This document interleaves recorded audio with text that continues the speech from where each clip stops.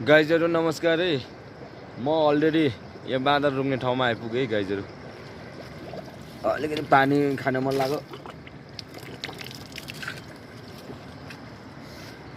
म आइपुगेँ।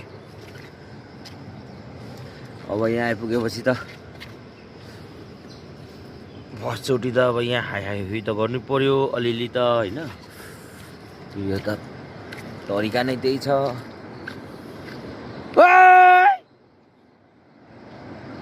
ओइ ओइ बैक बैक